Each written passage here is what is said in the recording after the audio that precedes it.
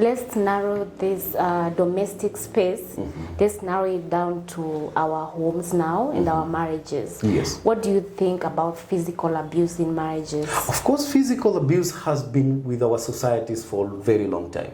And I must say, and I must admit, is not only for the female gender, but also male gender. And I must say that sometimes physical abuse, violence, where you find beatings and all this, if not addressed, the effect is that it generates to higher levels of violence. Violence, the theory of violence, and psychologists will say this, violence begets violence. So you get used to that every form of violence, you solve it in a violent manner. So you should be arrested at the very primal stage. See the signs and symptoms, see the telltale signs of violence immediately, even before you go into marriage, even before you go into everything. Start seeing the characters developing in your relationship. How does this person solve his problems when he's angered? Because as human beings, we are born to anger each other. Yes. How do these people react when you have crossed their path? How do they react on simple mistakes? But those people who are already in marriage, you should learn the culture of addressing them, because one slap, you should not take it as water under the bridge, because that one slap will get tomorrow into a fist, into a kick. And when kicking and fisting is no longer good, then they will engage into use of objects. And anytime you get engaged in objects, then death may occur.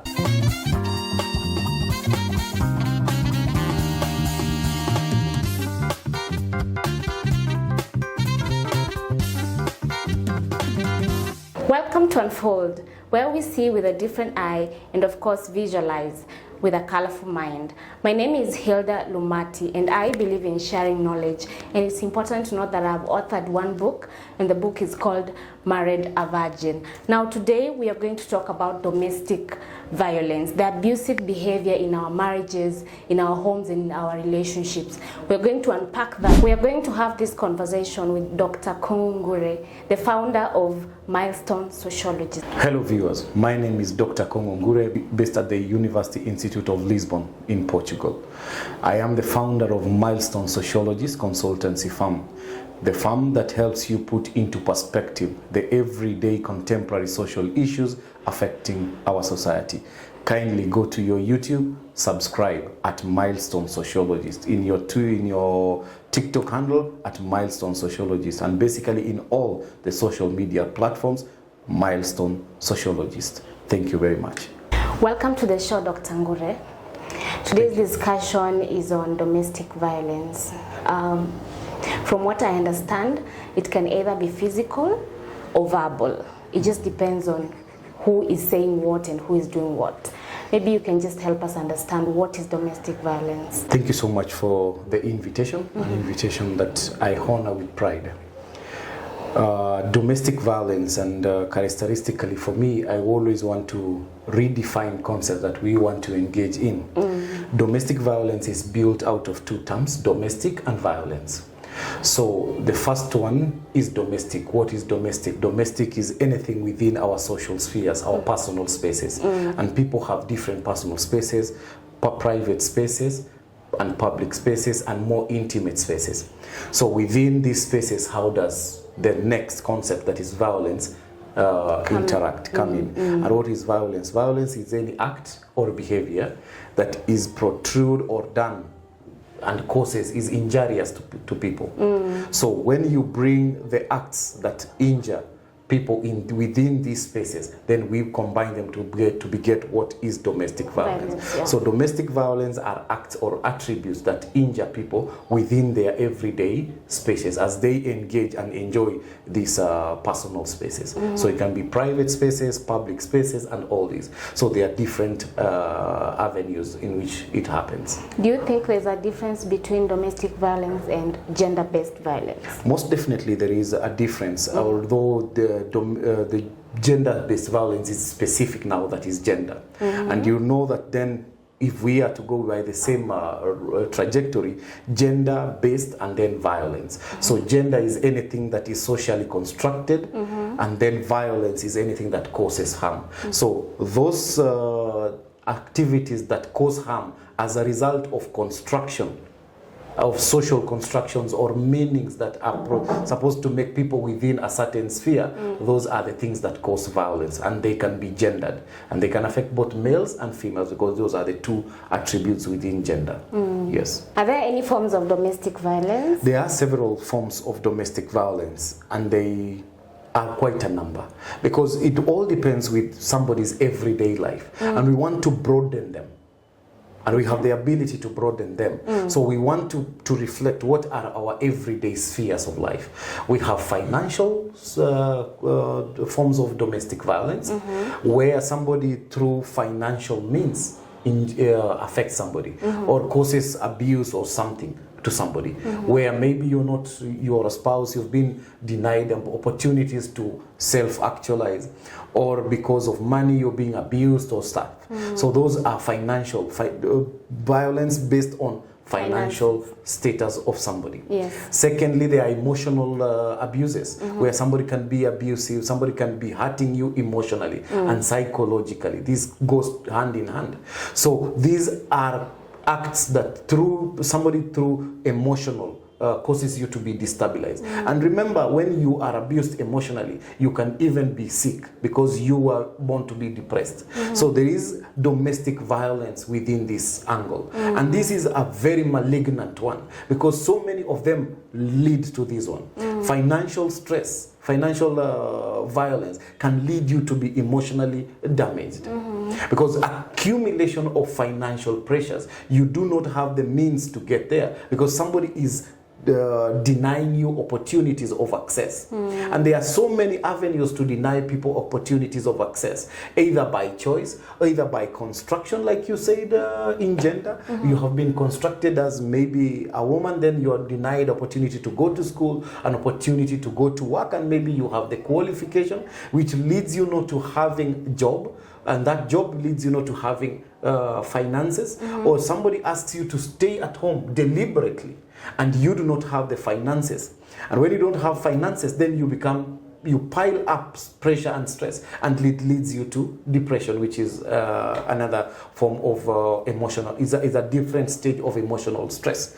So there are very many, if I may say, and social violences. Social violences, and I can say again, social violence as socially constructed are as well not constructed. There are all those that are there within the societies, but there are those that are constructed by the society. Like you said, one of it could be gender. A gendered way, and that is why we call it gendered, because it is socially constructed. So there is the gendering of violence. There is the construction of violence, where we could say, like in the past, we used to, there was a gendering that used to say that girls are not supposed to go to school. This is a form of violence, because within the family structure, within the social structure, within the domestic structure is where people are given opportunity to go to school.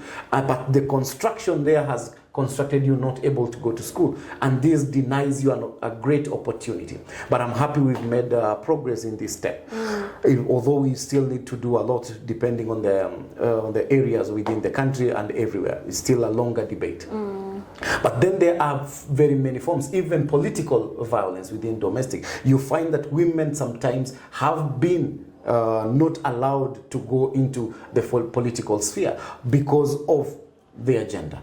So there is political violence within the domestic space. Maybe the domestic space could be your society, and maybe your society has labeled women not able to go into politics. There is a very good book, I'm forgetting a little bit about it. It is a riwaya in Swahili, where a lady was not allowed to, I think it is Mwisho wa Kosa.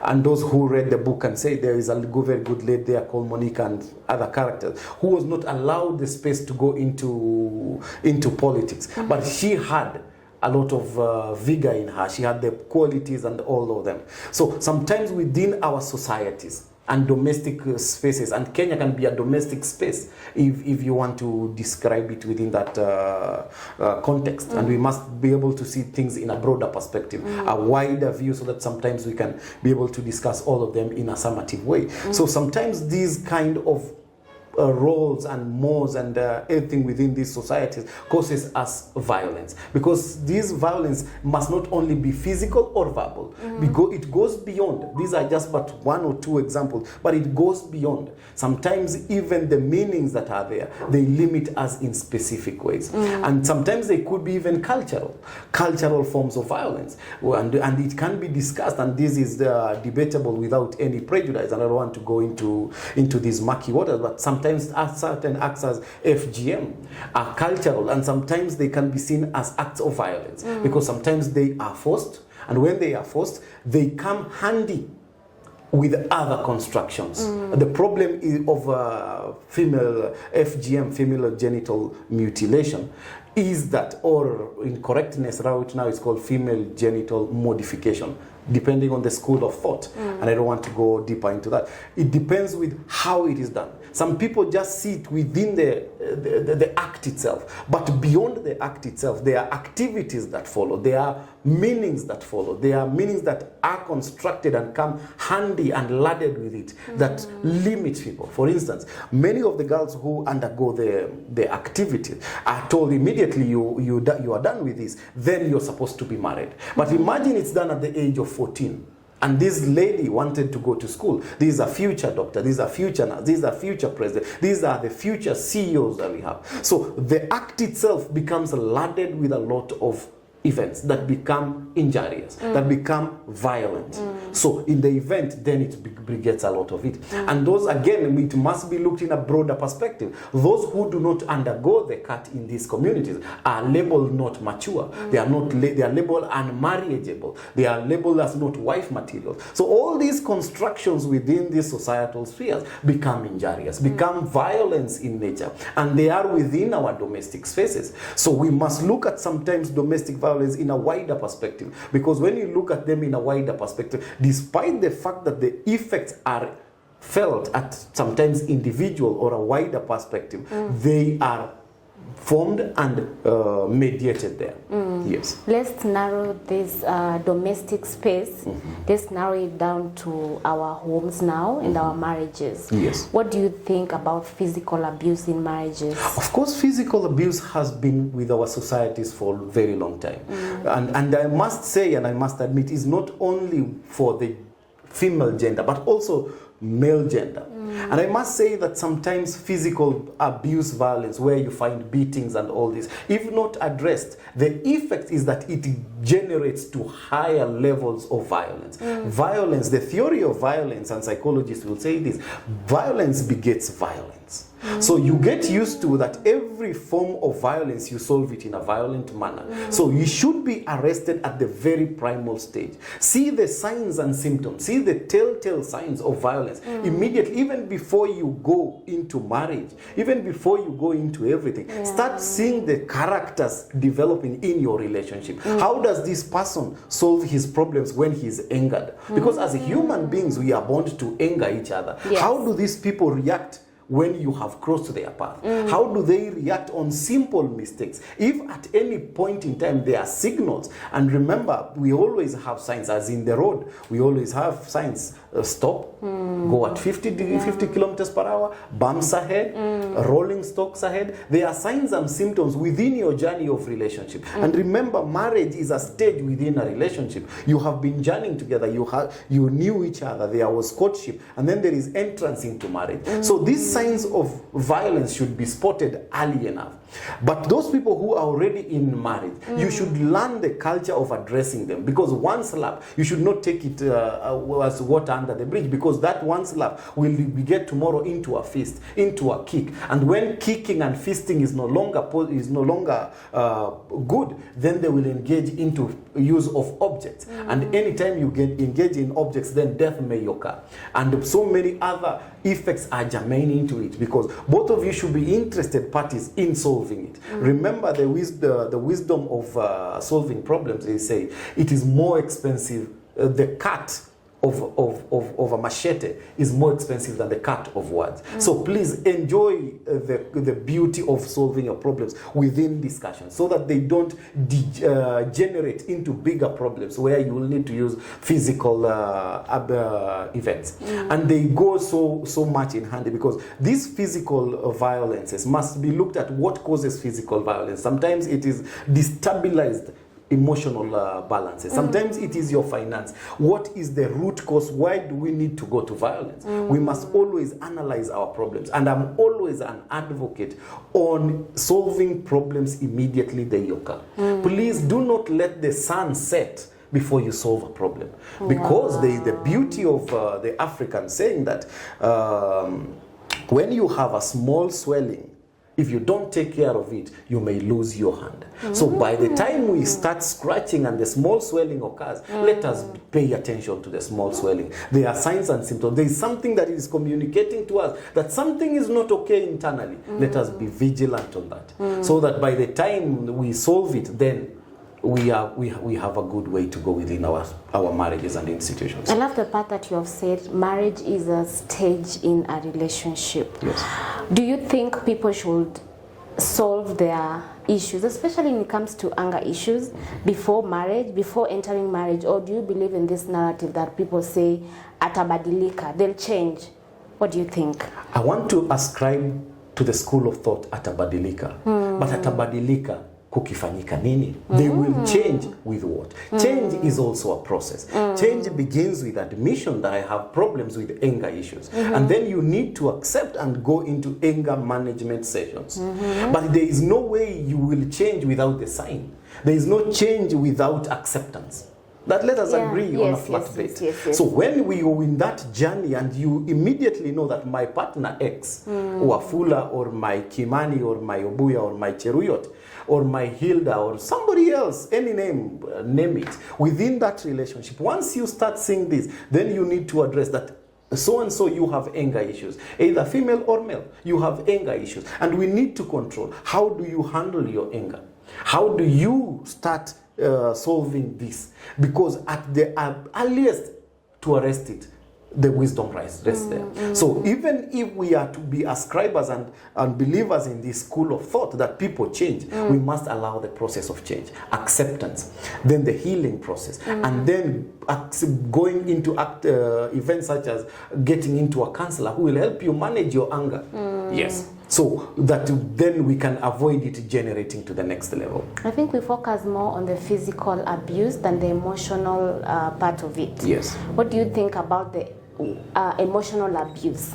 And I must say, if there is a mother to the other, it is emotional abuse. And then the products are physical. Yes. Remember, somebody called you that you look like a donkey. And I've always believed in this school of thought. If a husband calls his wife, you are a donkey, it is the behavior of donkeys to kick people. You don't expect donkeys to be cuddling. No, you expect them to be kicking. If you call your spouse a dog, it is the behavior of dogs to bark. And it's the behavior of dogs when they bark too much, they bite a little, they scratch a little. So some of these constructions that we hold casually, they are effects and they are injurious to us.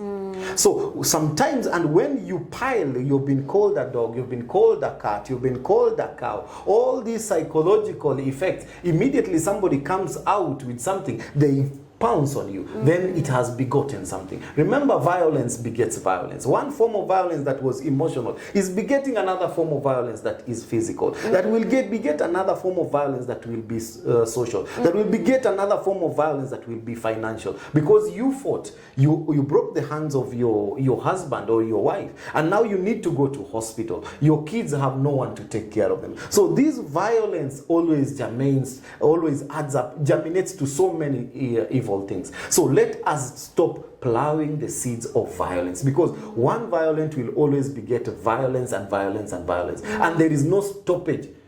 If I am allowed to say, there is no quenching your thirst once you begin that journey.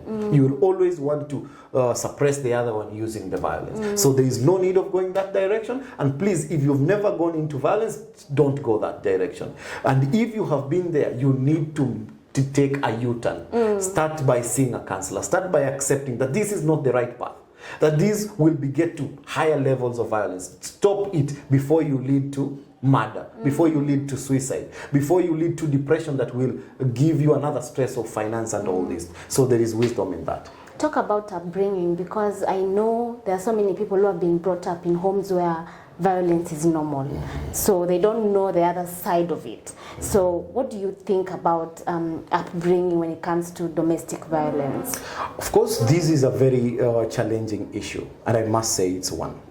Because some people do project the effects of their early upbringing. For instance, a man who saw his mother get abused is more likely to become an abusive partner. Yes. Because probably they are projecting and they are fighting the inner person who was fighting their father.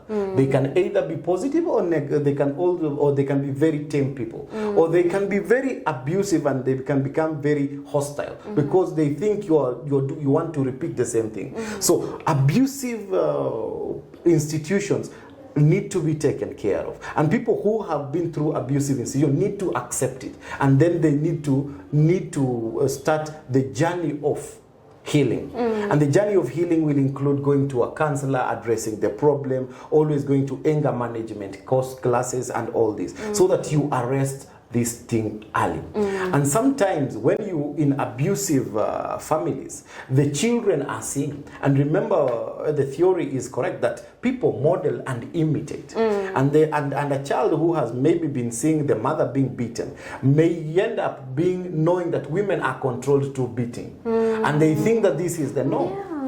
And they think that this is the norm. My father used to be very primal because when he comes, he kicks everything, and everybody is always igwe to the man. And they think this is how to express masculinity. There needs to be change. And also, of course, the female gender is also affected on this. They have been in abusive relationship and they say, I don't want to have a man in my life because all men are like my father. So there is a lot that goes in with this event. So once you realize you have come from these institutions, there is need for you to address it. There is need for you to go see a counselor. There is need for you to express it. If it is denying you an opportunity to see the beauty in other men. Not all men are like your father, most likely. Not all men will be like your mother. Not all marriages will be like the one that you were in and it was abusive. And sorry that it was, but then there can be change. Then there can be a difference. And because you have the experience, then there can be a difference. But there is need for acceptance. There is need to address this issue in a broader perspective. And let us not label and make those who are in these abusive marriages to be too toxic and deny them the space to express it. Because this is another challenge within the society. We have shrouded it with so much mystery that people suffer within these institutions and they cannot come out. Because then you will be called, if you're a woman and you moved out from an abusive relationship, you named so many things. You're labeled a home wrecker, you're labeled another P word, or in Swahili an M word. There's so much about it. So people suffer within these institutions. And by the time it's realized, there's a lot of damage. Probably somebody has committed suicide, or there has been murder or anything. But if we as a society accept that it is a problem that we need to solve on each and every day. Are there any solutions? How best can we curb domestic violence? One of the things that I want to agree and I want to put out forward there is communication. Wow. Let us be communicators of problems within that domestic space. Yes. Let us be easy communicators. And the word communication must be understood by its meaning. It is having a message, coding the message correctly, sending it to the second person, they decode it, and decoding means that you are understanding what is this partner communicating. Yes. You understand it, and then you give a feedback. Let us not be people who are saying that we are communicating, but in literal sense, you are talking at each other. You are throwing verbal violences towards each other, which is creating emotional stress and piling it so much. So let us be good communicators at that primal stage. At societal stage, let us be people who are therapeutic, people who are allowing ourselves to heal. People who are allowing ourselves to address these challenges immediately they come. Let us also as a society check at the constructions that we have. Are our constructions positive? And there is no culture that is built on stone. All cultures are born to change. They are not static. We may be appreciating our culture. Yes, the man is the head of the house, but it doesn't mean the woman is the neck, which has no head, which has no brains, which has no ears, which has no eyes. It means that it's okay for both of you to be in that institution. And you know, such construction, the man is the head. So what is the woman? She's the hands. Hands don't have ears, they don't have legs, they don't have brains, they don't have eyes to see, they don't have noses they don't have the common senses that allow us to be human beings. We must check on such constructions. And what meanings do they make us approach the other person with? And many other constructions that are within the society. We must be people who are interrogating the processes within our society. Some of them can be changed, some of them can be followed, but followed in a more better way. I'm not saying any culture is wrong, yes, but I'm saying we must be people who remodify their culture, who go with their culture. If your culture is appreciating FGM, you must think about it. If you are a culture that makes your girls get married at the age of 14 and you're calling it okay, let us think about it in the 21st century. It's like having a football team with half of its players. Who will champion your people? Who will be the next women rep of your people? Why don't you want to have female doctors in your community? Why are you denying yourselves to have the faith Kipyegon in your community? Why are you denying your community to have the Kamala Harris of your community? Why are you denying your community to have the Mother Wangari of your community? Why are you denying your community to have the next laureate Nobel, Professor Wangari Maathai? Why are we denying them this opportunity? Is it important to follow this? It was very important by then. Remember, it was very important in the 1940s, in the 1930s, because we needed to marry ourselves up and we needed to increase our population. In the 21st century, what problems does it help you address? What problems that is help you address? Are there more pertinent, more demanding problems that you need to be addressing as a community, as a society? If your society tells you that your wife is not to be had, ask yourself, what is the value of it? Yes. What is the value of your wife only being a stay-at-home wife? What is the value of you being a man because you have beaten your wife? What is the value of a man who is very physical and you can beat so many people? How many people will you beat? What is the championship of that? But look at it in a flip side. If your wife was working somewhere, she is the DO, she is the head of public service, how best will it help you? If you have a wife who is earning 300, 400,000, she can buy a V8. What is the problem in this? Yeah. What is the problem in having a mother of your child who is a CEO somewhere, who is well esteemed? What is the problem with a man who is cooked for? Imagine an ugali that is cooked for by a doctor. Imagine an ugali that is cooked for by an ambassador. Wow. Remember the president of Tanzania, Mama Samia Suluhu. She cooks for the husband. How good and how beautiful is it when the chief of defense forces, when the commander of the defense forces cooks your ugali, when your children call mother the chief of defense forces, or you don't think Mama Samia Suluhu is called mama. How beautiful is it? We must, as a society, ask ourselves, what are the most important things within our time and age? We must be a society that is transformed by time and age. We are in the 21st century. We must interrogate our culture. And remember, culture is the totality of everyday life. So in a summative way, we must interrogate our culture, because within our totality events, our total events, the aggregate events of our everyday life begets our life. It gives us the feedbacks of our life. So if you're suffering, you must ask yourself, why is my marriage suffering? Simply because I said my wife needs to be at home to cook. What is the relevance of that? We must all ask ourselves these questions. We must be a society that is transformed by time and age.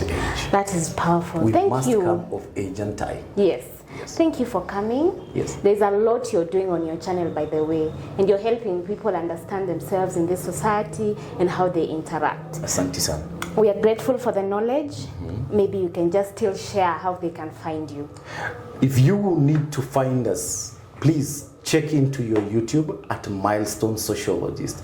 And basically all our Twitter or our social media handles are at Milestone Sociologist. Remember to, in the comment section, drop a comment there, ask your question. Let us help each other become a healthy society. Because once you have all these domestic violences and you want to go into the next stage, it is to have healthy domestic areas. So if you want to transition, please leave your comment and ask us. Remember to subscribe, follow, and share so that it reaches to all our people. Asanteni sana. Thank you.